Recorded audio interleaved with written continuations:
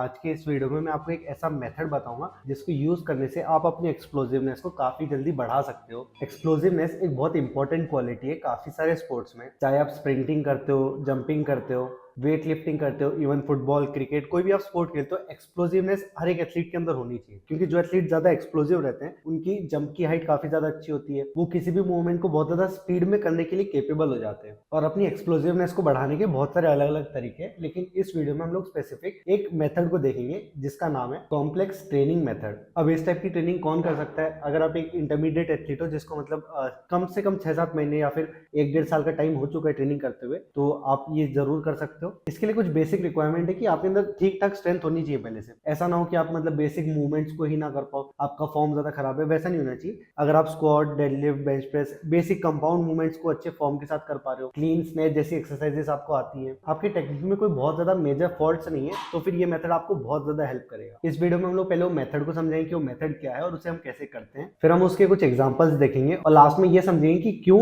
ये मेथड हमारी एक्सप्लोसिवनेस को बढ़ाने में हेल्प करता है। तो चलिए बिना टाइम वेस्ट हम वीडियो को स्टार्ट करेंगे, लेकिन सबसे पहले आप सब्सक्राइब कर लो, क्योंकि काफी सारे एथलीट्स वीडियोस तो देखते हैं लेकिन उन्होंने सब्सक्राइब नहीं किया है। आपके लिए एक छोटी सी बात हो सकती है, लेकिन मुझे ये मोटिवेशन देता है और अच्छी वीडियोस बनाने के लिए। अब जो कॉम्प्लेक्स ट्रेनिंग मेथड है, इसमें हमें 2 एक्सरसाइजेस चुननी है। हम अपनी मर्जी से कोई भी 2 एक्सरसाइजेस सिलेक्ट कर सकते हैं, लेकिन एक कंडीशन है कि जो दोनों एक्सरसाइजेस है उनका मूवमेंट पैटर्न थोड़ा बहुत सेम होना चाहिए। कुछ कुछ चीजें उनमें सेम होनी चाहिए, ये आगे जब मैं आपको एग्जांपल्स दिखाऊंगा उसमें हम समझ जाएंगे। तो हमें 2 एक्सरसाइजेस सिलेक्ट करनी है जो कि सिमिलर है। अब इसमें जो पहली एक्सरसाइज है उसको हम रेजिस्टेड फॉर्म में करेंगे और जो दूसरी एक्सरसाइज है वो अनरेजिस्टेड रहेगी। यानी कि हमने 2 एक्सरसाइज सिलेक्ट करी जिनका मूवमेंट सिमिलर है, लेकिन उनमें से एक एक्सरसाइज में हम थोड़ा सा बॉडी पे लोड देंगे और दूसरी एक्सरसाइज बिना किसी लोड के करेंगे। जो पहली एक्सरसाइज है उसके हम 1 से 3 सेट्स करेंगे और दूसरी एक्सरसाइज के 3 से 5 सेट्स करेंगे। ये हमारे कॉम्प्लेक्स ट्रेनिंग मेथड का बेसिक स्ट्रक्चर है। अब इसके कुछ एग्जांपल्स देखते हैं। मान लेते हैं हमने पहली एक्सरसाइज ले ली स्क्वाट और दूसरी एक्सरसाइज ले ली हमने वर्टिकल जंप। स्क्वाट और वर्टिकल जंप का पैटर्न लगभग सिमिलर है, दोनों एक्सरसाइजेस हम एक ही जगह पे करते हैं, हमारी बॉडी आगे पीछे नहीं जाती है, हम नीचे बैठते हैं दोनों एक्सरसाइजेस में और ऊपर खड़े होते हैं। अब ये एक्सरसाइज हम कैसे करेंगे? पहले आपको स्क्वाट करना है। स्क्वाट के आप मान लो 2 रैप करोगे और जो 2 रैप आप करोगे वो रेजिस्टेड होंगे, उसमें एक अच्छा खासा लोड देना आपको। अगर आपके स्क्वाट का पर्सनल बेस्ट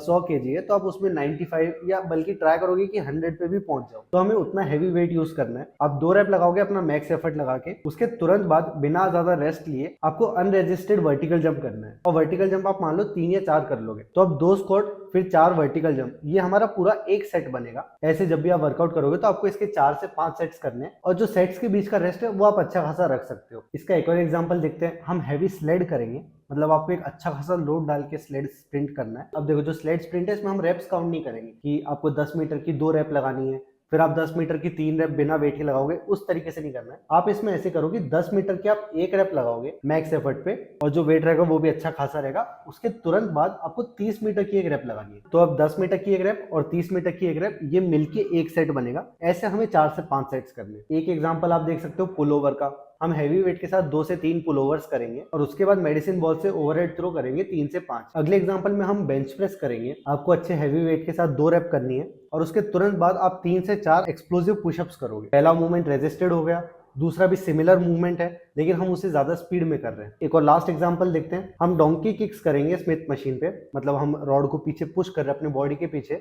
इस पे भी आपको एक अच्छा खासा डिसेंट वेट डालना है, अच्छा लोड डालना है। इसमें आप 3 के आसपास रैप कर लो, उसके तुरंत बाद आपको जाके 5-6 हॉप करना है। तो ये सिंगल लेग से हम पुश कर रहे हैं रॉड को और सेम वही जंप का मूवमेंट भी सिमिलर वैसा ही है, हम ग्राउंड को सिंगल लेग से पुश करते जा रहे हैं। तो ये कुछ एग्जांपल्स थे कॉम्प्लेक्स ट्रेनिंग मेथड के। आई होप इससे आपको कुछ आइडिया मिल गया होगा। मतलब बेसिक ये चीज है कि हम 2 एक्सरसाइज लेंगे, दोनों एक्सरसाइज एक जैसी होनी चाहिए। एक एक्सरसाइज में हम बहुत ज्यादा लोड डाल देंगे और दूसरी एक्सरसाइज हम बिना लोड के करेंगे। जिसमें हम लोड डाल रहे हैं उसकी कम रेप्स करनी है और जिसमें हम लोड नहीं डाल रहे हैं उसके आप थोड़ी 2-3 एक्स्ट्रा रेप्स कर सकते हो। जैसे स्क्वाट, बेंच प्रेस ये हम 1-2 करेंगे, लेकिन वहीं पे जो एक्सप्लोसिव पुशअप है या फिर वर्टिकल जंप है वो हम 3, 4 या 5 भी कर सकते हैं। स्प्रिंट कर रहे थे तो हम 10 मीटर सिर्फ रेजिस्टेड वाली कर रहे थे, लेकिन जब हम बिना रेजिस्टेंस के कर रहे हैं तो हम थोड़ा लंबा करेंगे, 30 मीटर के लिए करेंगे। आप इसको अपनी ट्रेनिंग में एक बार जरूर ट्राई करके देखना, इससे आपको 1 महीने में ही बहुत अच्छे रिजल्ट्स मिलेंगे। लेकिन इसमें मुझे एक ये लगता है कि इसे अगर हम लंबे टाइम तक ट्रेन करते रहेंगे तो उतने ज्यादा बेनिफिट नहीं मिलेंगे। मतलब इस महीने अगर आप करोगे तो बहुत ज्यादा आपकी जंप बढ़ेगी, एक्सप्लोसिवनेस एक्सप्लोसिवनेस बढ़ेगी, स्पीड आ जाएगी, लेकिन अगर इसको हर महीने करते रहेंगे तो उतना बेनिफिट नहीं मिलेगा। तो इसे आप ऐसे कर सकते हो कि साल में कभी आप 1-2 महीने के लिए ये चीज कर ली, तो वो वाला मेरे हिसाब से ज्यादा अच्छा रहेगा। अब ये चीज आखिरकार काम कैसे करती है? जो हमारा दिमाग है वो हमारी मसल्स को सिग्नल भेजता है, ये सभी एथलीट्स जानते हैं, लेकिन जो हमारा दिमाग है